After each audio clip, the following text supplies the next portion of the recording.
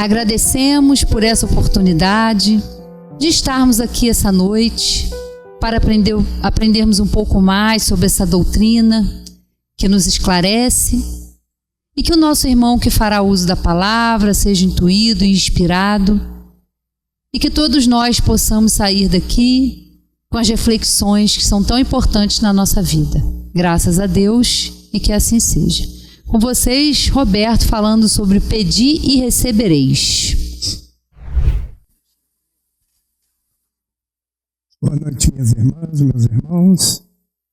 Que a paz do Mestre Jesus possa nos envolver, nos dando tranquilidade e bom ânimo nessa noite. Pedir e recebereis é uma inspiração do Evangelho segundo o Espiritismo, mas antes eu estava querendo fazer uma reflexão com vocês. Não estou querendo ver, não. Não tem problema não, a gente faz ele vir. Uma reflexão que eu queria fazer com vocês é o seguinte: se no dia de hoje Deus fosse conceder a cada um de nós um pedido, a gente saberia o que a gente vai pedir? Assim, de bate-pronto, não tem 24 horas para pensar, não. O que você quer? O que você quer? É uma reflexão que a gente vai fazer, porque pedir e recebereis, né? A questão grande dessa colocação é que muitas vezes, ou na maior parte das vezes, a gente não sabe o que a gente quer. Mas vamos começar do início, porque pedir e recebereis tem a ver com uma coisa mais profunda, que é justamente a necessidade que nós temos nos dias atuais de nos mantermos equilibrados. Kardec, quando estava escrevendo, rascunhando, né, o Livro dos Espíritos, fazendo as perguntas, que ele fez muitas, ele perguntou ao mundo espiritual, na questão 93, ele perguntou se os espíritos possuem algum tipo de substância que os cobre ou envolve. E eles responderam que sim. O espírito tem uma substância que cobre ele. E Kardec então convencionou de chamar de perispírito.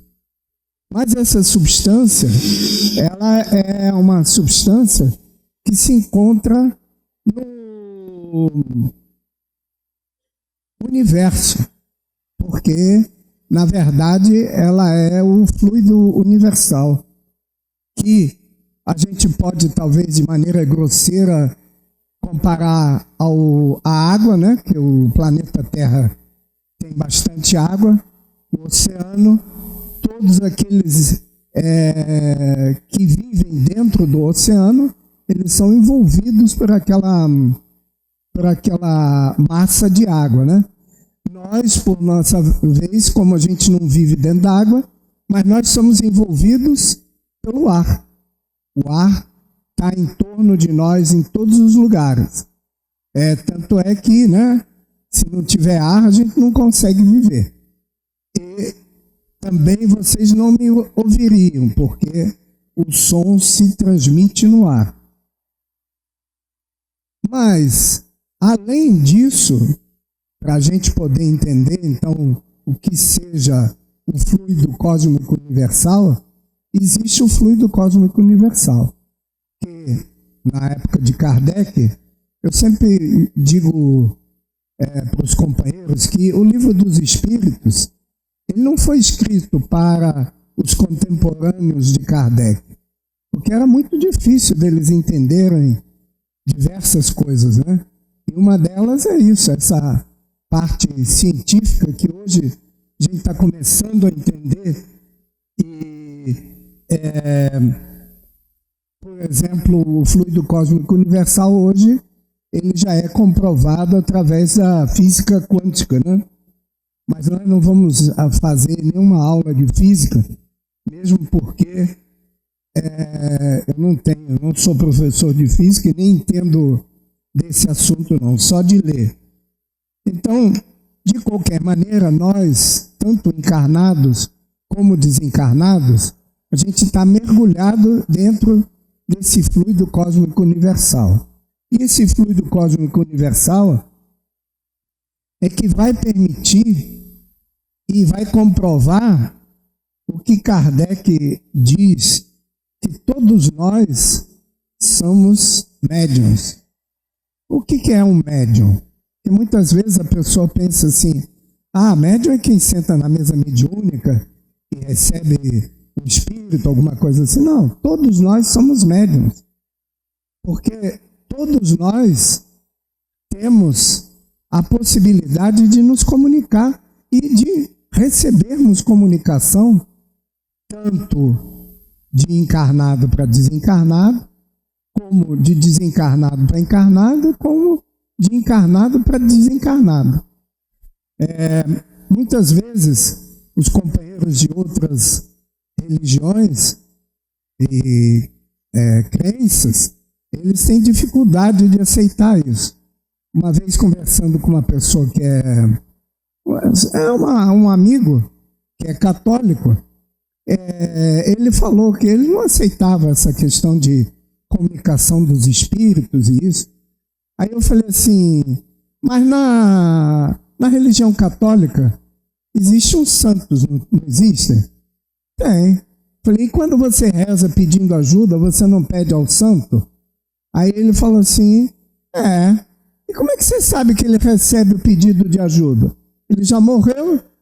Aí ele falou assim, Roberto, não fica dando nó na minha cabeça não. Mas é um fato. A gente pede ajuda, a gente reza. Então, se a gente não, intimamente, não acreditasse que é possível a comunicação com o mundo espiritual, a gente não receberia ajuda. Ou a gente vai rezar por rezar, né? Porque isso é uma coisa que é fato, né? A gente só reza para pedir ajuda. Para agradecer uma vez ou outra, a gente agradece. Mas para pedir ajuda, a gente sempre reza. E se a gente espera ajuda, como que a gente vai receber essa ajuda? Será que a gente imagina que vai aparecer uma mão divina e vai dar um carro? Ou vai ajudar a gente a passar numa prova? Ou vai ajudar a gente a arranjar um emprego? Será que é assim que a gente imagina que as coisas acontecem? Não. As coisas acontecem de maneira até bastante natural. Você, por exemplo, está precisando de um emprego, aí comenta com uma pessoa e está pensando, cara, tem um amigo meu que falou que na firma dele eles estavam procurando uma pessoa. Qual é mesmo a sua profissão? E a sua profissão? Se candidata lá, fala com fulano. Isso aí a gente chama que foi uma inspiração, né?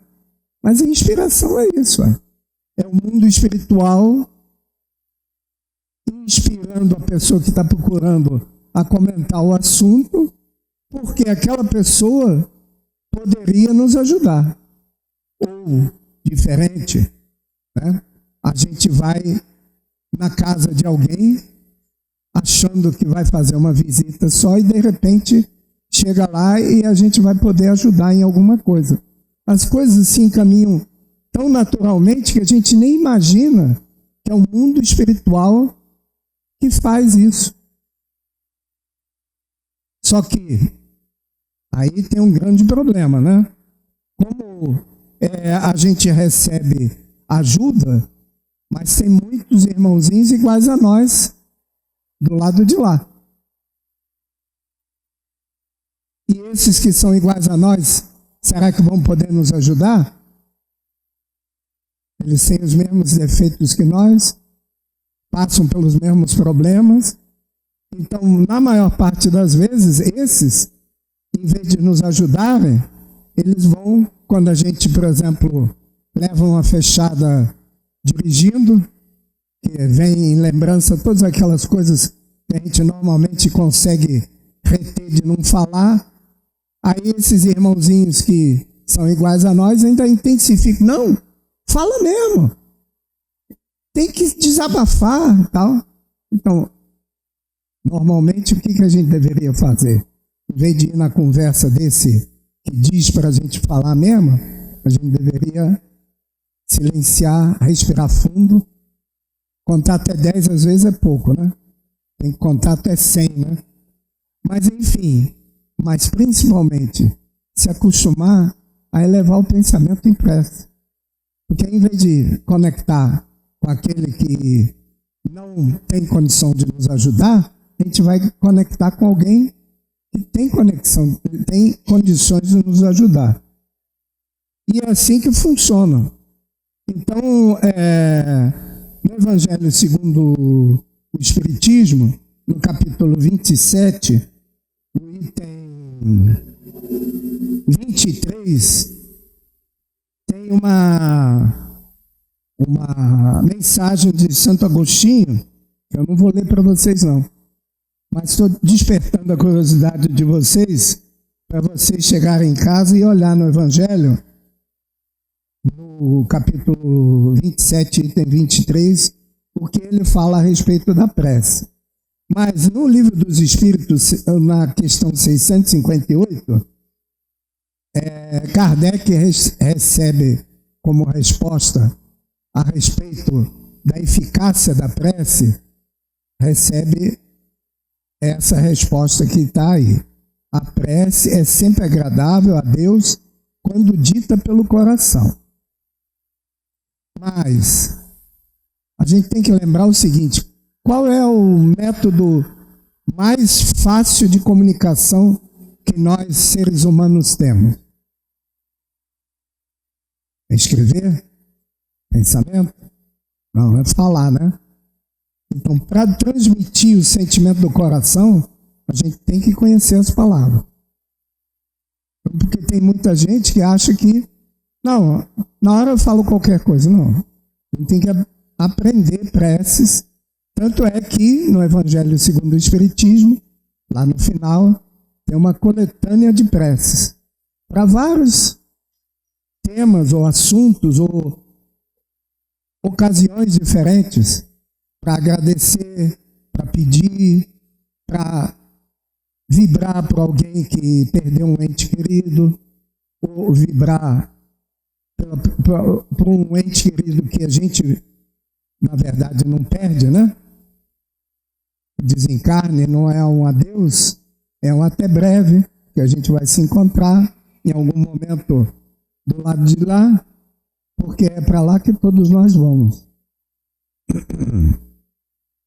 Às vezes, tem pessoas que acham que é fúnebre falar a respeito da morte.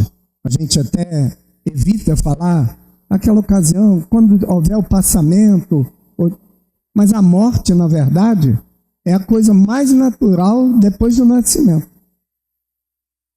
É a única coisa que todos nós temos certeza que a gente vai passar por esse momento. O momento da morte que nós, que somos espíritas, já sabemos que só é a morte do organismo físico. Nós vamos continuar. A gente vai prosseguir, infelizmente, igual como nós vivemos.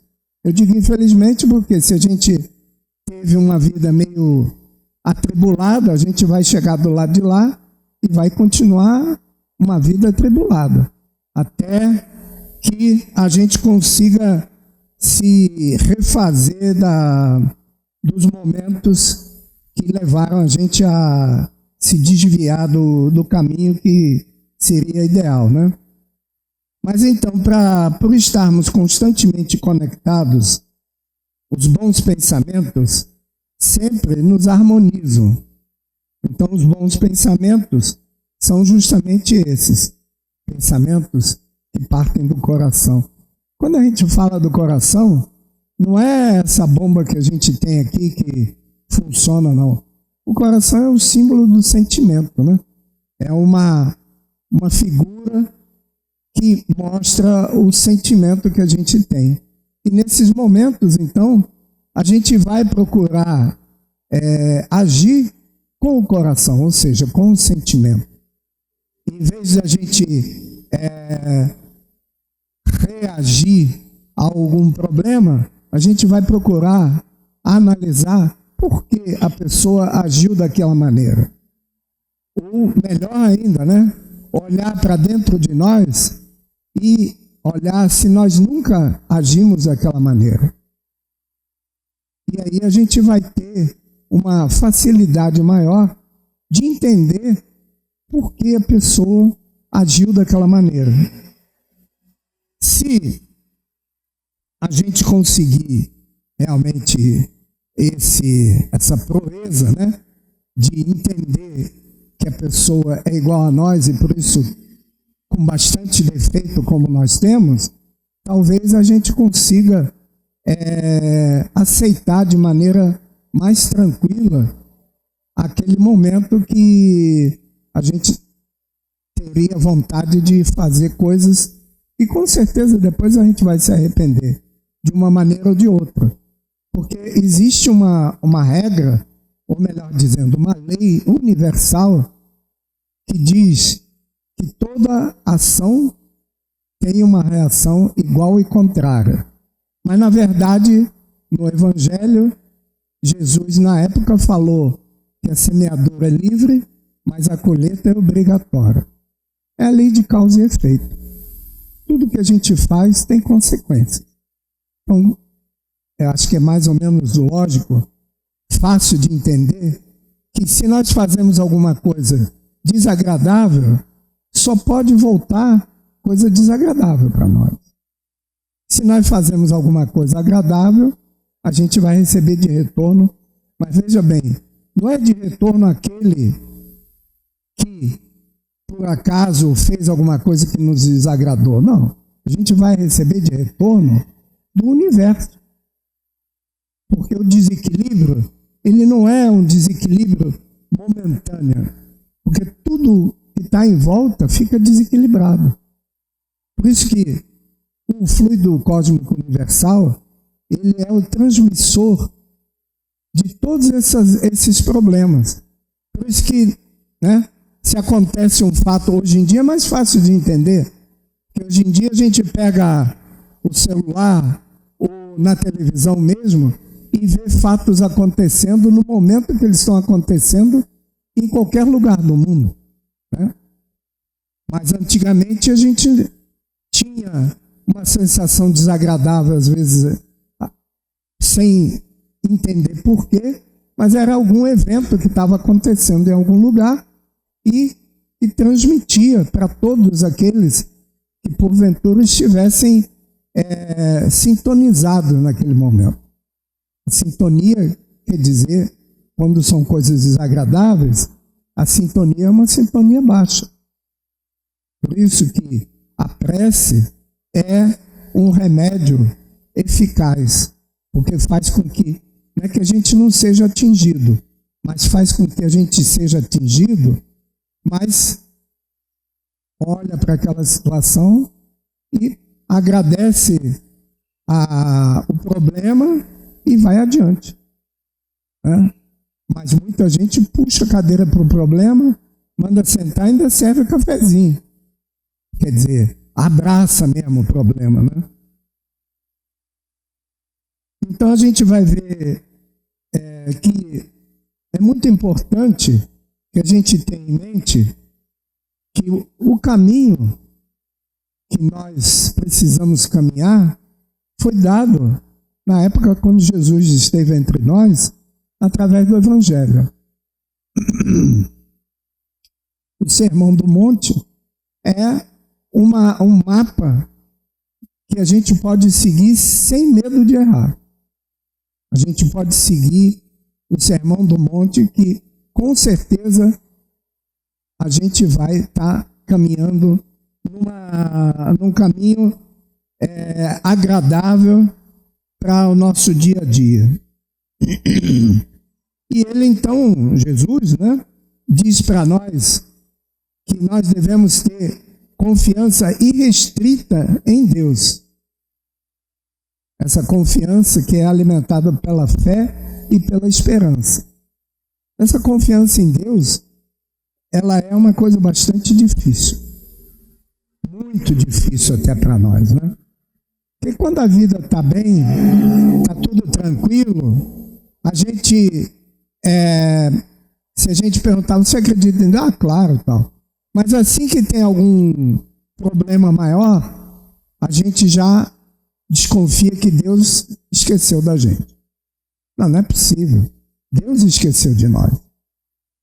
A doutrina espírita, pelo menos racionalmente, ajuda a gente a entender, né? Por quê?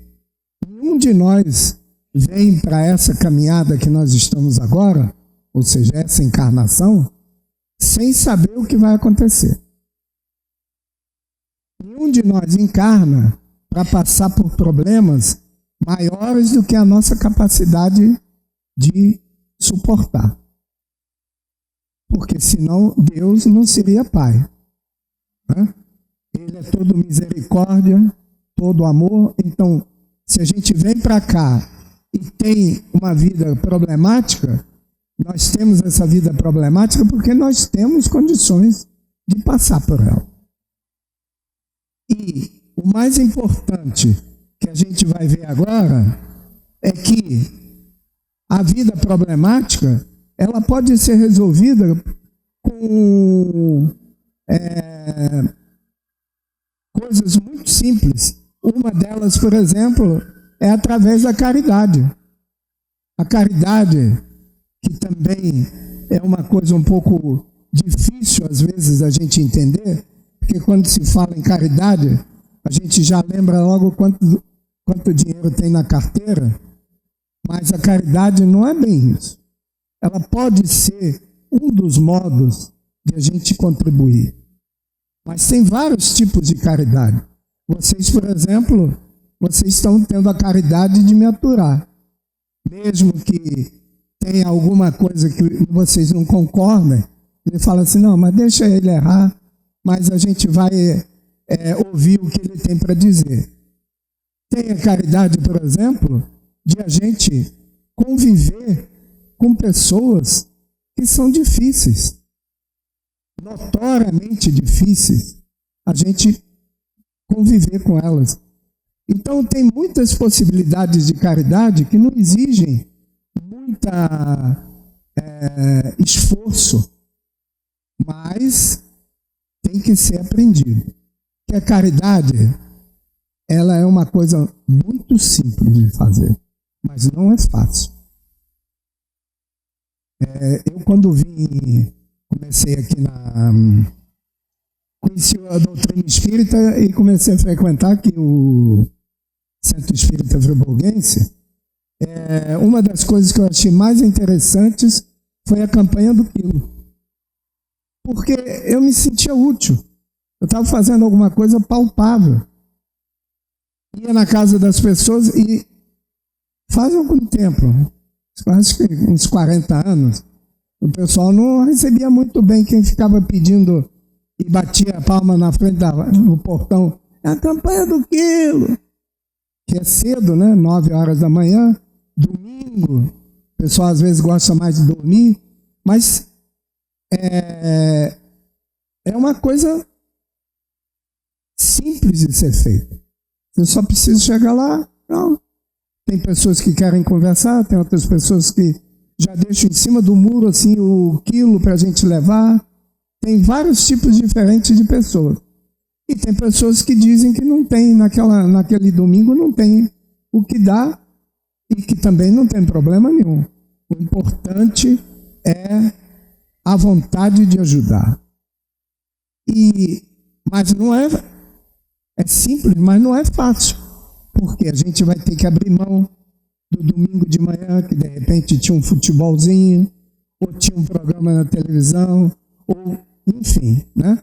Tem um monte de coisa que de repente a gente poderia fazer, mas a recompensa é muito grande, porque a gente se sente útil durante algumas horas naquele dia.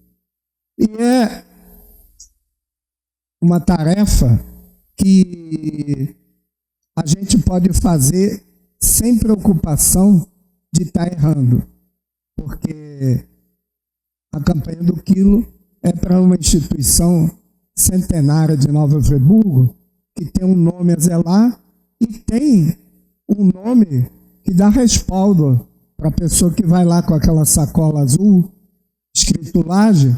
Então não tem. Tanto é que nesses anos todos eu nunca ouvi dizer que alguém fizesse campanha do quilo fake. Eu nunca ouvi falar. Mas de qualquer maneira é uma coisa que vale a pena.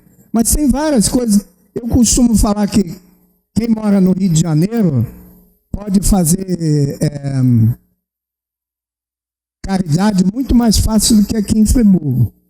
Você anda de ônibus às vezes 3 horas para ir trabalhar, né? Aí senta do lado de uma pessoa, a pessoa quer conversar, a gente faz de conta que está dormindo, para a pessoa não encher o saco da gente. Mas seria uma caridade simples, né? Só dar o ouvido para a pessoa, às vezes, contar o que aconteceu e tal. E é tão simples. A pessoa só quer falar. A gente faz assim, não, e vai 3 horas assim ouvindo a pessoa. Então, é uma caridade simples e fácil. Mas, de qualquer maneira, para nós, o que a gente deseja na atual caminhada nossa? Qual é a coisa mais importante para nós nessa caminhada? Tirando todas as coisas materiais, todas as coisas momentâneas que a gente pudesse lembrar. O que é basicamente o mais importante para nós? E Deus nos criou com esse objetivo. Tem mais isso. É nós sermos felizes. A felicidade é uma dádiva sem limites, porque a gente não tem limite para a felicidade. Só, claro, no momento, no estágio de desenvolvimento que nós estamos como seres imortais, a gente nem sabe ainda o que é felicidade. Por coincidência, que não existe, né? Eu todo dia leio as manchetes dos jornais, mais do que isso eu não leio. Aí no Estadão hoje estava assim: conheça alguns hábitos diários de pessoas que são verdadeiramente felizes. E aí está falando aqui da Finlândia, onde foi feita uma enquete, e os finlandeses são o povo mais feliz do planeta Terra. Apesar do frio danado que faz lá, né? Quer dizer, para o carioca, por exemplo, não seria muita felicidade lá, não. Só nesses dias de verão, né? Mesmo para nós que vivemos aqui em Friburgo, pensar em morar na Finlândia no inverno, amanhece às 9 horas da manhã, às 4 horas da tarde já está escuro outra vez, e por aí vai. Então, eu acho que essa felicidade é justamente medida de um modo que não é a felicidade da qual a gente ouve e lê no Evangelho segundo o Espiritismo. Na verdade, é alegria. É alegria de viver, né? Então, tem uma possibilidade de fortalecer o seu músculo da felicidade. É possível construir a felicidade? Estudo diz que sim, e aponta os caminhos para isso. Confira 6 maneiras de tornar as amizades mais fáceis e divertidas. Isso talvez seria felicidade. Cuidado com a ditadura da felicidade. Então, claro, essa ditadura da felicidade, eles querem dizer aqui que a gente achar que nós somos obrigados a sermos felizes. Não. A felicidade é uma construção. E a construção não começou nessa encarnação. E também não vai terminar nessa. A não ser um outro que de repente já vai para um planeta mais adiantado, aonde os espíritos felizes vivem, né? Mas na verdade, de maneira geral, a felicidade é uma construção. Tem pessoas que passam por dificuldades, mas são felizes. Porque a felicidade não tem um termômetro que marca. É a mesma questão da saúde, que a Organização Mundial de Saúde, né? Você falou que a saúde não é você não ter doença. É o conjunto, é um bem-estar, é o conjunto. Você tem algum problema de saúde, mas você está bem equilibrado emocionalmente, então aquilo não te afeta. Para vocês terem ideia, teve uma época que eu fazia capelania e nós fomos visitar um senhor com câncer terminal no Raul Sertã. A capelania era no Raul Sertã. E ele perguntou assim: vocês só fazem prece para quem está aqui no hospital? Aí eu falei com ele assim: não, absolutamente. Então nós podíamos fazer uma prece pela minha irmã, que ela está muito mal em casa. Então, ele estava em situação de felicidade, porque para ele era mais importante a irmã que estava fora dali do que o bem-estar dele. Então a gente vê que a felicidade não é uma coisa que implica em a gente estar alegre. A felicidade é uma situação diferente, aonde a gente olha para os problemas e aceita eles com naturalidade, porque fazem parte da nossa caminhada, do nosso aprendizado nessa encarnação. A gente pode também agradecer constantemente a dádiva de a gente poder levantar todos os dias, acordar e sair da cama e ter alguma coisa para fazer, porque tem muitas pessoas que não têm o que fazer. Infelizmente, né? Chegam numa determinada idade e não tem mais o que fazer. Não, mas eu estou aposentado, eu trabalhei a vida toda. Mas a vida toda é só um momento, né? Porque o que são 65 anos ou 67 anos numa eternidade? Não é nada. Então a gente mede as coisas com uma fita métrica que é muito restrita, porque nós estamos pensando em termos de uma existência de alguns anos, 80, 90, 100 anos, né? Mas a bênção de a gente poder levantar de manhã e ter alguma coisa para fazer, eu acho que é muito importante. É bom para a parte psicológica e emocional, né? Se sentir útil de alguma maneira. O que desejamos para nós, com certeza, uma das coisas mais importantes é então a felicidade. E essa confiança irrestrita em Deus que a gente deveria ter, que infelizmente quando a situação fica um pouco complicada, a gente não consegue aceitar, então a gente pensa que Deus nos abandonou. Quando na verdade significa como quando a gente estuda para um concurso, né? Quando a gente vai para a prova no concurso, quer dizer, a maioria de nós, né? Tem alguns que vão lá só para se aventurar, mas quando a gente vai para uma prova de um concurso, é porque a gente está preparado. Então, quando a gente passa por alguma dificuldade, é porque nós estamos preparados. Não, mas foi um acidente, não estava previsto.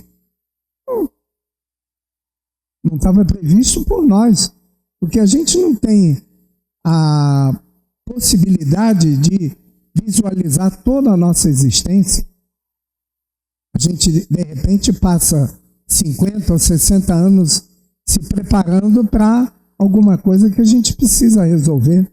E aí, quando a gente tem a oportunidade de resolver, a gente fica insatisfeito porque acha que Deus nos abandonou. E, na verdade, não é bem assim. Na verdade, não existem ensinamentos novos, porque Jesus já trouxe tudo no Evangelho, né? A gente vai ver aqui que nossa vida, ela deveria ser uma vida bem vivida. E uma vida bem vivida, ela implica necessariamente em a gente cuidar da parte espiritual. Independente de qualquer religião que a gente tenha, mas tendo uma religião, a gente está se preparando, se conectando com a parte espiritual. Por que é importante isso? Porque a gente vai ter possibilidade de receber equilíbrio, que se a gente não estiver conectado, como que a gente vai conseguir registrar a ajuda, por exemplo, do nosso anjo da guarda, né? O guia, o protetor, qual seja o nome que a gente dê, mas que com certeza nós temos um desencarnado e com certeza temos muitos encarnados. Quantas pessoas, se a gente olhar para trás, na nossa caminhada até agora, quantas pessoas passaram na nossa vida que nos ajudaram e que a gente nem tem mais contato? Muitos. Ah, mas será que era a missão deles? Isso não importa. Nos ajudaram. Porque, às vezes, estavam conectados e os nossos companheiros do mundo espiritual conseguiram, através deles, nos ajudar. Então, essa conexão é importante, porque, às vezes, se a gente não está conectado, a gente perde a oportunidade de fazer a caridade. Às vezes, uma informação que a gente dê para uma pessoa já é uma coisa importante. Nem que seja o endereço que a pessoa está procurando. Nem que seja um lugar onde a pessoa possa resolver aquele problema que ela estava querendo resolver. Tem tantas coisas que no dia a dia a gente tem oportunidade de ajudar que a gente nem registra. São gestos, às vezes, simples, que são ajuda. Faz parte da caridade. Mas a gente tem que estar antenado. Porque muitas vezes a pessoa pergunta a gente uma coisa, a gente fala assim, estou atrasado, desculpa, mas não vou poder te dar informação agora. Perdeu a oportunidade. Mas era só... Não, a boa vontade de dar aqueles poucos momentos para a pessoa. Porque uma das coisas que são nossas realmente é o tempo. Já passou. Já passou novamente. Toda vez que a gente deixa de fazer alguma coisa, depois não dá para recuperar. Porque o tempo não para. Ele está sempre se adiantando. Quando falamos em caridade, ainda tem uma outra questão muito importante, que é que dificilmente nós nos vemos como aquele que recebe a caridade. Porque às vezes é caridade a gente aceitar a caridade. É estranho, né? Mas isso tem a ver muito com o nosso orgulho. Às vezes a gente não aceita ajuda porque a gente ainda tem esse resquício muito forte de orgulho. Com a idade vai diminuindo, né? A gente entra com o cabelo branco, entra no ônibus, o pessoal levanta para dar o lugar. Não pode ficar que eu não preciso sentar, não. Eu estou bem em pé. A gente aceita, ué. A pessoa teve a boa vontade de levantar para dar o lugar. Ou cai uma coisa no chão, a gente já sabe que vai ser meio complicado, mas a gente pega, né? A pessoa rapidamente pega e tal, a gente agradece. Em vez de falar assim, não, deixa que eu vou pegar. É muito difícil a gente aceitar a caridade. E isso são exemplos simples, né? Que muitas vezes a caridade, às vezes, passa por a gente ter que aceitar a ajuda de pessoas que a gente não se dá muito bem, né? Mas, de qualquer maneira, ajuda em casos assim mais complicados, né? Examinemos imparcialmente as atitudes que nos são peculiares nos próprios serviços do bem, de que somos cooperadores iniciantes, e observaremos que mesmo aí, em assuntos da virtude, a nossa percentagem de capricho individual é invariavelmente enorme. Tem companheiros que falam assim, agora, no momento, eu não estou podendo ajudar não, que eu trabalho, tenho a família, tenho não sei o que, tenho não sei o que lá e tal. Mas quando eu me aposentar, eu vou me dedicar ao trabalho da caridade. Só que, para fazer caridade, a gente tem que aprender.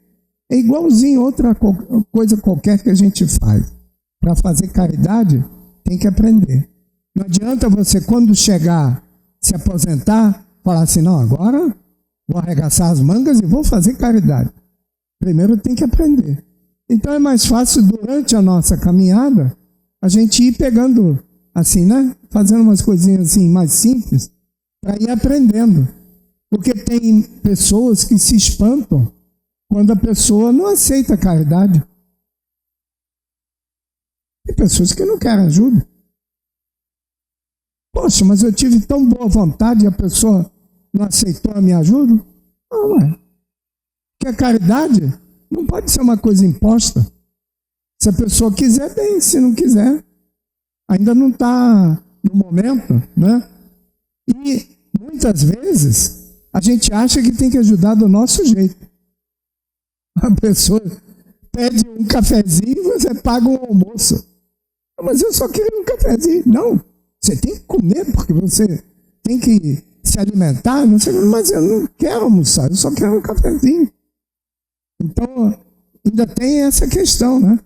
De a gente medir a caridade com a nossa medida, a nossa imaginação, a nossa impressão do que seja a caridade. Mas a prece também é uma caridade. Porque a prece, ela é uma vibração de harmonização. Mas eu não tenho para quem fazer prece. Eu não estou precisando de prece. Não sei se a gente tem algum momento que a gente não precisa de prece. Eu preciso sempre. Mas, de qualquer maneira, a prece, a gente poderia comparar assim a uma caixa d'água geral, onde aquilo se acumula, e o mundo espiritual distribui para quem precisa. E quem está sintonizado. Porque quem não está sintonizado é como se jogasse, né, uma água em alguém que está com o guarda-chuva aberto. A pessoa não vai receber. Ela não está sintonizada para receber. Então, muitas vezes, a gente quer ajudar, mas não conhece a possibilidade de ajuda específica. A gente faz prece pela humanidade, faz a prece por aqueles necessitados. Olha, um grupo que a gente pode fazer prece de manhã, de tarde e de noite são os suicidas. Ou as pessoas que pensam em se suicidar. Que é uma epidemia no momento. O suicídio está uma coisa assim incontrolável. Mesmo aqui em Friburgo, viu? Porque as pessoas não têm aonde se segurar, não se acostumaram a orar, não têm uma espiritualização. Então, quando acontece algum problema mais grave, não sabem como se ajudar.